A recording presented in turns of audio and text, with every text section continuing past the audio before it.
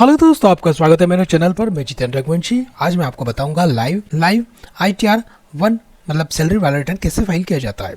तो आइए शुरू करते हैं। फर्स्ट ऑफ ऑल आपको इनकम टैक्स की साइट मतलब www.incometax.gov.in पर जाना होगा।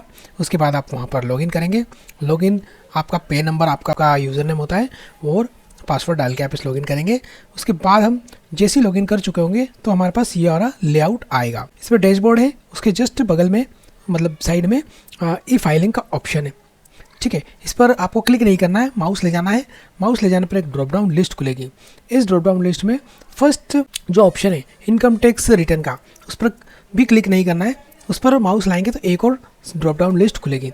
इस लिस्ट में आपको सबसे पहला ऑप्शन आप सेलेक्ट करेंगे और या फिर आप अगर डैशबोर्ड पे हैं तो बाहर से भी आपको यहाँ पर ये देखिए ई फाइल नाउ का ऑप्शन दिखेगा। चाहे तो आप यहाँ से भी जा सकते हैं।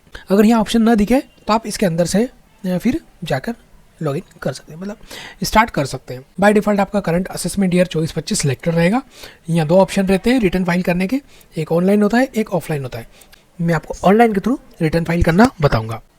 ठीक है, ज़्यादातर लोग ऑनलाइन के थ्रू ही फाइल करते हैं। अब यहाँ पर स्टार्ट फाइलिंग पर क्लिक करना है और उसके बाद आपको दिखेगा इंडिविजुअल, HUF या अदर।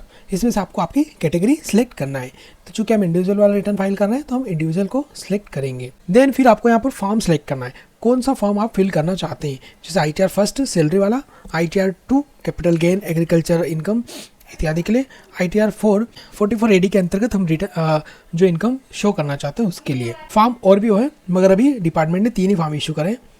ठीक है, तो हम ITR 1 सेलेक्ट करते हैं क्योंकि ये केवल सैलरी का इनकम वाली रिटर्न फाइल कर रहे हैं। एंड लेट्स स्टार्ट, यहाँ पे स्टार्ट करेंगे। एक लास्ट चीज़ आपसे पूछेगा ये, please answer the following question. आप रिटर्न फाइल कर रहे हैं तो उसकी वजह क्या है। इसमें से कोई सा भी एक रीज़न आप सिलेक्ट कर सकते हैं जो भी आपको सूटेबल लगे, जो भी आपके लिए एप्लीकेबल हो।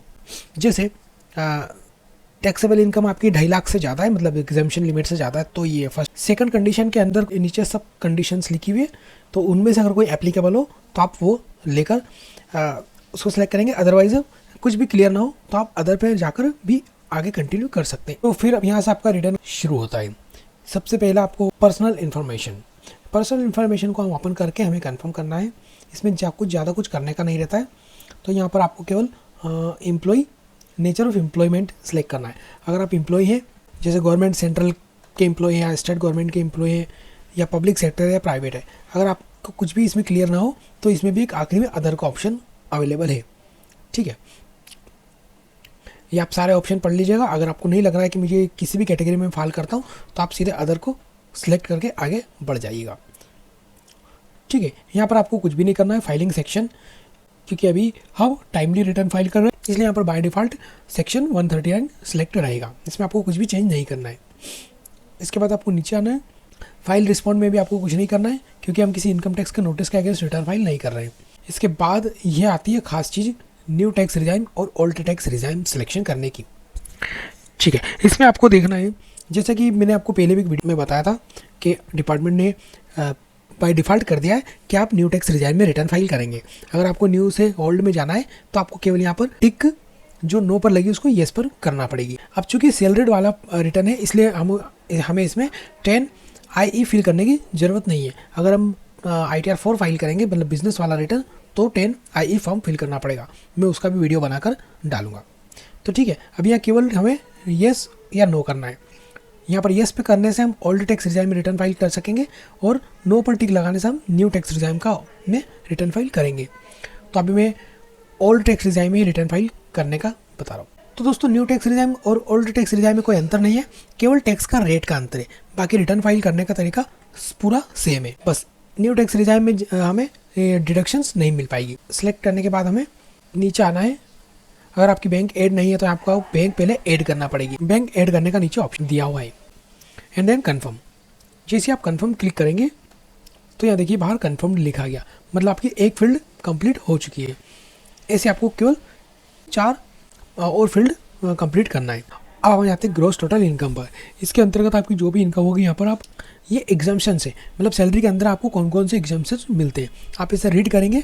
अगर आपके लिए एप्लीकेबल होगा जो अलाउंसेस है, जैसे HRA है, अगर एप्लीकेबल है तो आप येस करेंगे, अदरवाइज आप इसको सीधे नीचे जाकर स्किप क्वेश्चन करके आगे बढ़ जाएंगे। यहाँ पर सैलरी अभी 0 दिख रही है, तो ये जो ऊपर एडिट का ऑप्शन है इससे हमको एडिट करके यहाँ पर जो भी हमारी सैलरी है वो यहाँ फिल कर देंगे।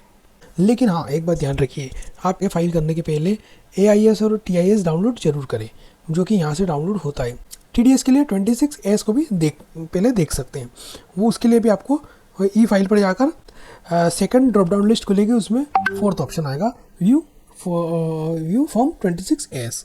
इस पर क्लिक करने पर अलग से नई विंडो खुलेगी, आप उसके थ्रू अपना 26S देख पाएंगे। मगर मैंने उसके लिए अलग से वीडियो बना दिया है, इसलिए मैं इसमें पूरी डिटेल नहीं बताऊंगा।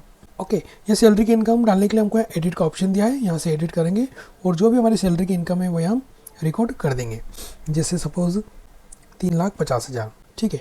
इस पर कुछ परक्यूसिट से हो या अदर कुछ इनकम मिल रही हो तो वो भी आप यहाँ पर ऐड कर सकते हैं। उसके बाद ये नीचे जो ऑप्शन है, अगर यहाँ पर ये एप्लीकेबल है तो इसे रखिए, अदरवाइज आप ये सब डील करके आगे बढ़ते जाइए। जैसे अलाउंसेस है, अगर अलाउंस आपके पास है तो आप यहाँ सेलेक्ट करके फिल करेंगे, अदरवाइज आप इसे डिलीट करके आगे बढ़ जाएंगे। देखिए, स्टैंडर्ड डिडक्शन आपको ऑटोमेटिक यहाँ मिल जाएगी, तो आपकी टोटल इनकम 3.5 की जगह अब यहाँ पर 3 लाख हो गई है। सेव कर देंगे, ये हो गई हमारी सैलरी की इनकम। अब इसके बाद हमारे पास 2 ऑप्शन और हैं, हाउस प्रॉपर्टी की इनकम और अदर इनकम। हाउस प्रॉपर्टी मतलब जो रेंट से अगर आपको इनकम मिल रही है तो वो आप डाल सकते हैं, अगर नहीं मिल रही तो आगे बढ़ जाएंगे। फिर आपका आती है other income from other source. इस हेड को अक्सर लोग भूल जाते हैं। यहाँ पर आपको आपकी सेविंग अकाउंट में जो भी इंटरेस्ट मिलता है वो यहाँ आपको ज़रूर दिखाना चाहिए, और अगर वो 10,000 से ज़्यादा है सेविंग का इंटरेस्ट तो आपको इसे यहाँ पर दिखाना बहुत ज़रूरी है, अदरवाइज आपको मिसमैच का नोटिस भी आ सकता है। ये आपकी इनकम वाले हेड हो गए। अगर आपकी और कोई इनकम नहीं है तो आप सीधे यहाँ से आगे कंफर्म कर देंगे और आगे बढ़ जाएंगे नेक्स्ट फील्ड की ओर। देखिए, हमारी 2 फील्ड कंफर्म हो चुकी है। अब तीसरी आती है हमारी डिडक्शन की। अगर आपने कोई ओल्ड टैक्स रिटर्न में रिटर्न फाइल कर रहे हैं और आपने कहीं टैक्स सेविंग स्कीम्स में इन्वेस्टमेंट कर रखा है, जैसे LIC, मेडिक्लेम या समृद्धि सुकन्या योजना, PPF इत्यादि, तो आप उसकी डिटेल यहाँ पर डिडक्शन में फिल करेंगे। अगर आपके पास नहीं भी है तो भी आपको इसे एक बार ओपन करके कंफर्म करना पड़ेगा। ओके, डिडक्शन में आपको एक ये डिडक्शन जरूर फिल करनी चाहिए, वो है सेक्शन TTA की। जो सेविंग का इंटरेस्ट हम इनकम दिखाई थी वो 10,000 तक की हमारी एग्जम्प्टेड होती है, तो जो भी हमने दिखाई थी उसको वापस यहाँ पर हम एग्जाम्पशन के रूप में ले सकेंगे। ठीक है, आपको सारी डिडक्शन नहीं दिखेगी तो आपको यहाँ पर शो ऑल डिडक्शन पर क्लिक कर देना है और यहाँ पर 80 TTA को हम ऐड कर देंगे। ये सेविंग इंटरेस्ट की छूट है। 10,000 से ज़्यादा का सेविंग इंटरेस्ट होगा तो वो केवल 10,000 तक की छूट मिल पाएगी। देखिए, यहाँ पर एक रेड लाइन में वार्निंग देगा कि आपने जो सेविंग की इनकम वहाँ दिखाई थी इंटरेस्ट की, उससे ज़्यादा आप यहाँ डिडक्शन में नहीं डाल सकते। और यहाँ डिडक्शन भी हो गई। अब डिडक्शन में एक चीज़ और याद रखिएगा, ठीक है। फिर यहाँ तीसरी फील्ड में आ गए टैक्स पेड में। टैक्स पेड में दोस्तों आपको ये देखना है कि अगर आपका कोई TDS कटा है तो यहाँ पर दिखेगा TDS या TCS। आप या इसको 26S से मैच कर सकते हैं, मगर अगर 26S में कभी कभी कम शो होता है, इसलिए आपको TDS सर्टिफिकेट ले लेना चाहिए और उससे आपको रिकनसाइल कर लेना चाहिए। ठीक है, अगर आपको लग रहा है कि हाँ मेरा इतना ही TDS कटा था तो आप इसे कंफर्म करके आगे बढ़ जाएंगे।